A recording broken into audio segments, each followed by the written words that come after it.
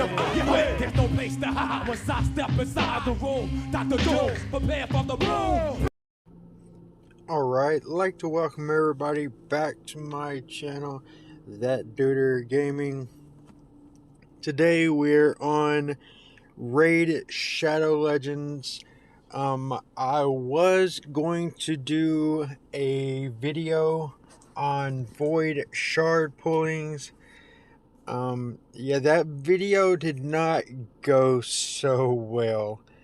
I had a horrible pull. It was supposed to be a ×2 pull. Needless to say, I didn't pull a legendary.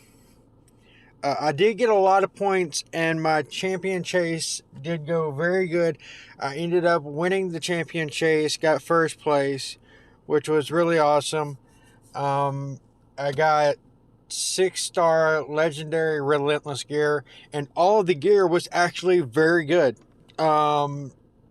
It was six pieces. I ended up, I was 5 out of the 6 gear was actually really usable. So that was actually really good. But I do not think that I'm going to actually publish that video. One, it was an absolute horrible pull. I did not get any legendaries. I pulled something like 53 voids, got no legendaries. I got probably quite a few epics. Nothing spectacular. I got a couple of man-eaters, but I've already got a man-eater comp, as you can see here. An unkillable comp, as you can see. I pulled something like 70 something ancients, did not get a legendary out of that. I even had 3 sacreds and did not get a legendary from that. It was just bad. Then the cherry on top of the sundae, I did not record the voice in the video. So if I was to go back and actually do the video, I would have to actually go back, edit, and do a voiceover for the video. So I actually don't even think I'm going to do it. Instead, actually what I'm going to do is I'm going to talk about something that a lot of people have talked about or are doing, and is quite important to a lot of everybody's clan and everything, and that is clan boss teams. One that is very important for these in-game players, and that's definitely the people in my clan. I'm particularly doing this video for my my clan team manager, or the guy that is the lead in my group. Big shout out to Baja Fish. He is the leader of my group. I'm actually doing this video particularly so he could watch it and check it out and let me show him some of the things on this. As you can see, this is my Bateater comp that I picked up from Deadwood Jedi. So I don't have everything particularly correct so that I'm doing the maximum damage, but I do have all my speeds correct, and that is what I'm going to be showing so that you can get started to get your Bateater comp up and running. So that's what I'm going to talk about. So here, as you can see, I've got 2 man-eaters. You need 2 man-eaters, a seeker, and a painkeeper. Those are the 4 guys that you have to have for this Bateater comp. And then you need a DPS, a damage per second, any kind of damage person that you can have. You can actually have somebody that can just do all out massive damage, like max damage on a boss person that can do massive damage. You know, somebody like a Septimus, you know, I guess maybe you could do like a Vergis or Armiger or Royal Guard or anything like that. I haven't ran them to try that and see how they do. I just know that I use a DPS such as Dracomorph. You could actually run another epic or a rare. You don't have to have a legendary for this to run correctly. That's just what I'm particularly using, because as you can see, Dracomorph is definitely the MVP in this setup, doing almost 35 million damage in this. Of course, this is an affinity friendly run in which the boss is actually a spirit affinity on this one. So my other two guys being magic affinity, and then the others being void, it works better against spirit affinity. They do the most damage at that point. Also, another thing that helps my Dracomorph do the most damage is him being in relentless gear. That means that he could possibly proc another turn as he's going. Okay, so without further ado, we're gonna go check out what the speeds are.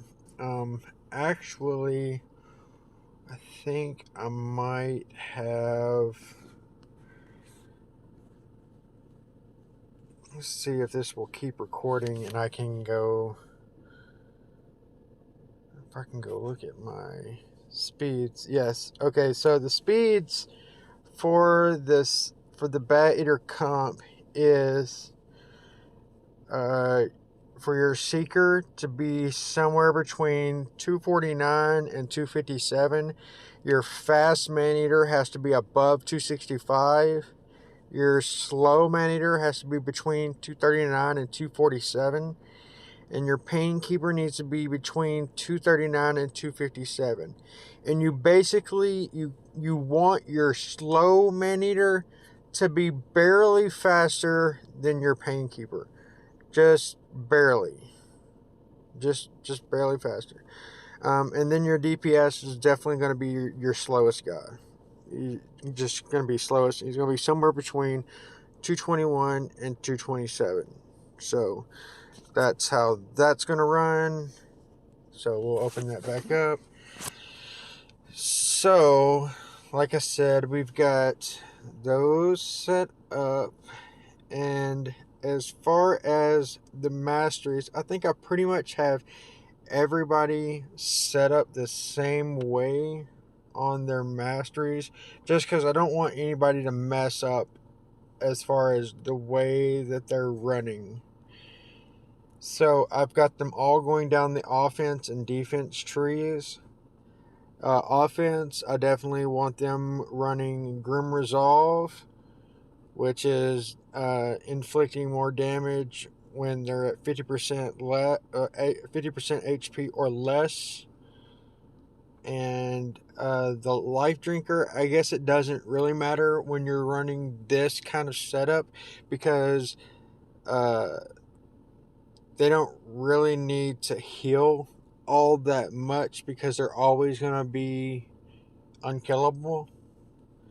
So Life Drinker isn't really all that important. But you also don't want Whirlwind of Death either, because you're going to mess up your true speeds. So you don't want to run into that either. So you might as well just go ahead and get that. You don't need the heals with Shadow Heal. So, I mean, you just might as well just go ahead and do that. I guess you could go... Actually, that may actually be the better thing to do. Ruthless Ambush, you could probably actually inflict more damage at the very...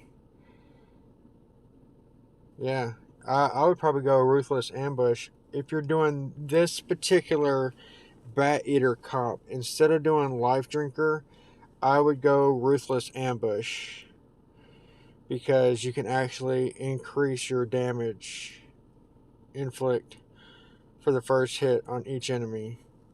Because we don't have to worry about the actual heals, because you're always going to be unkillable. And you could still get to the cycle of violence. So, yeah, that would be the better thing to do. You could actually pick up a little bit more damage that way. So that may actually be something that you might want to do. But like I said, with this man-eater, this is my fast man fast man-eater. He's at 266. My slow man-eater, he's at 243. Like I said, he's at 243. And then since he's at 243, where's my painkeeper at? Yeah, am I looking right over him? There he is. Since he's at 243, he's at 242, or she's at 242. So just one faster than the painkeeper. And then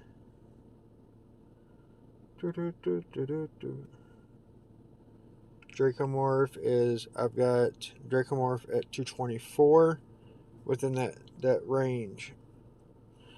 And like I said, I've got in Relentless Gear and Speed, Dracomorph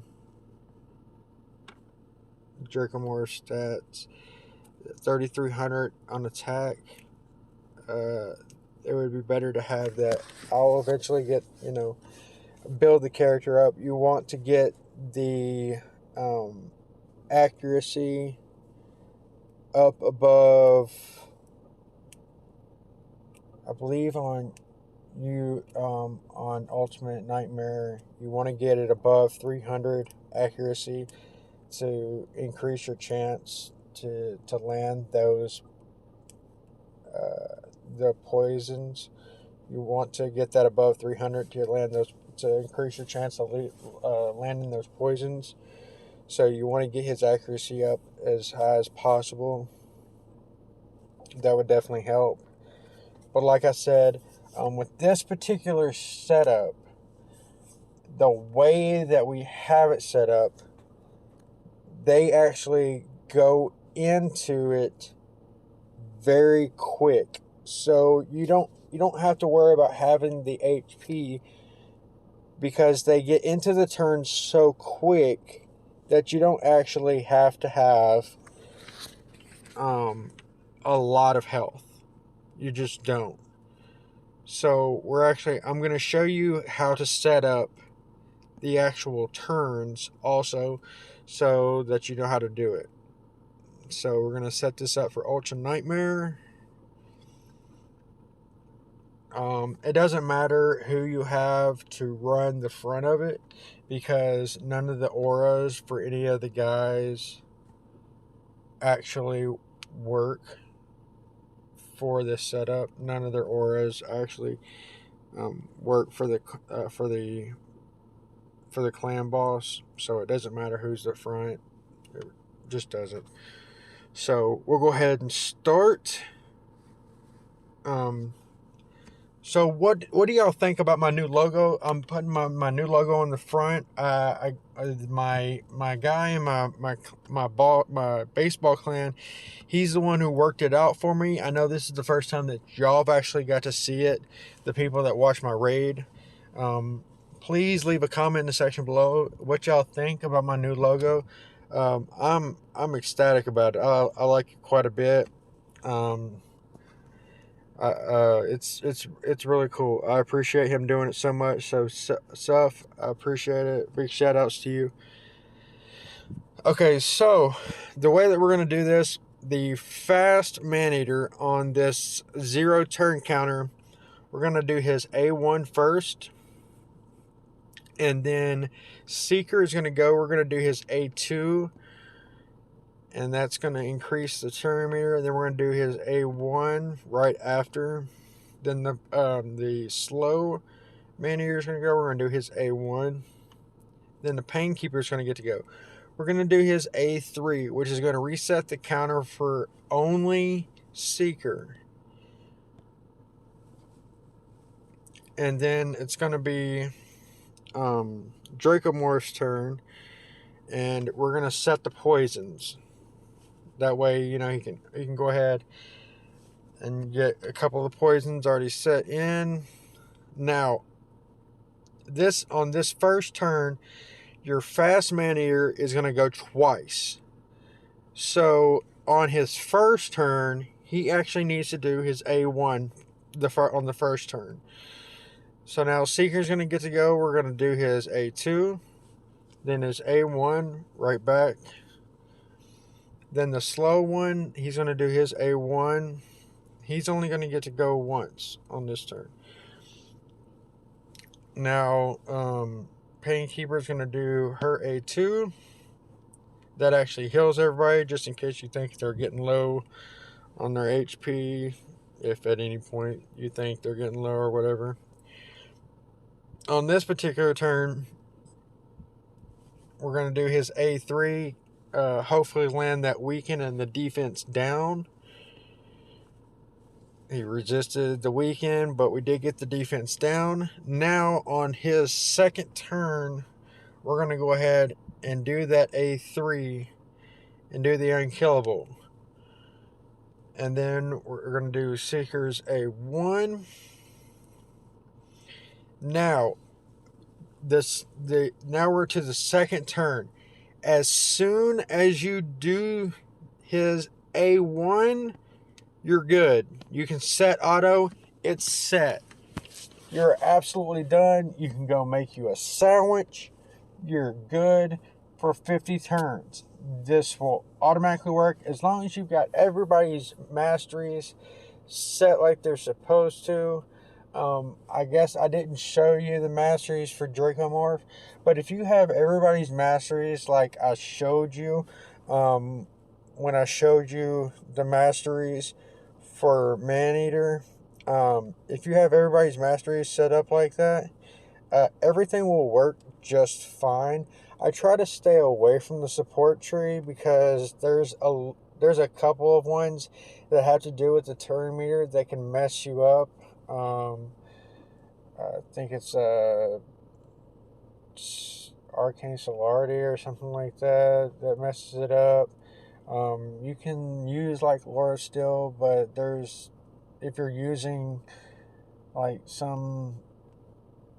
there's something that you can use that can mess it up. So I usually just stay away from the support tree and just use the defense tree and the attack tree. It just works out better that way. That way I don't have to worry about things messing up. Now this particular setup is awesome because it works for every affinity. It works for Ultimate Nightmare, Nightmare, Brutal. It works for every level of Clan Boss. It works for everything. You only have to go 2 turns and then auto, and it's done.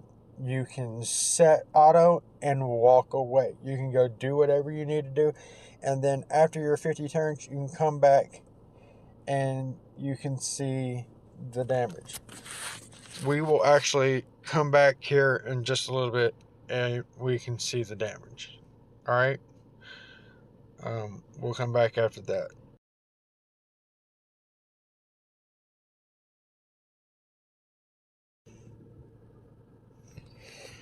And we are finishing up here on the pretty much last turn.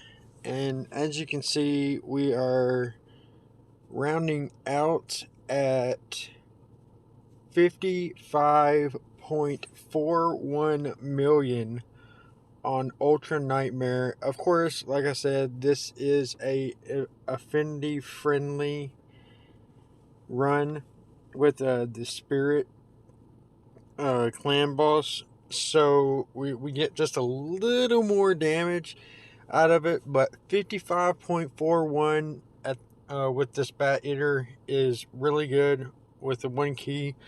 So on Nightmare or below, you're doing a 1 key damage. With the Ultra Nightmare, it's 2 key, and it's literally 2 turns, a 2-turn, walk away, let it finish. I mean, it is a great run. So I was super excited when I got these speeds done, and then as I get the equipment and stuff, I can fine tune and get everything correct.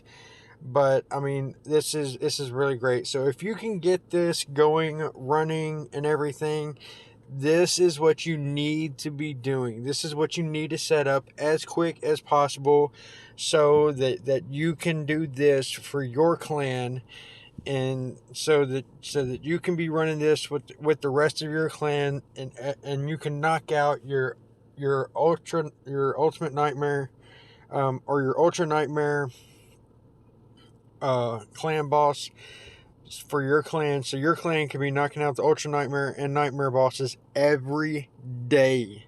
The chests are definitely worth it. The 2 times chest every day is definitely worth it.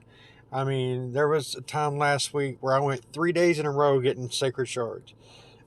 It's definitely worth it to put the time and resources into building your champs to get this running. It's quite easy to do. As long as you got these champs, this is what you need to be running. So, like I said, this Baja, this is for you and anybody else that wants to be running this. This is what I got for you in this video. So, like I said, like, share, subscribe.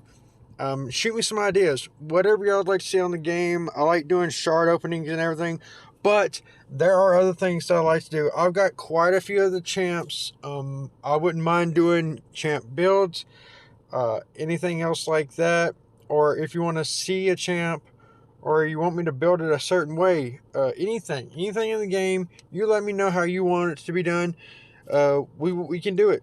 I'm for real. I'm not super good at the game, but I'm semi good at the game. We can do quite a bit, and I would like to do quite a bit. I'd like to do more with my games. So, like I said, like, share, subscribe. Let's get more done on these games. I'd like to do more. I'd like to do more with y'all. Leave a comment below. Until then, until next time, y'all have a great day. Let's get it.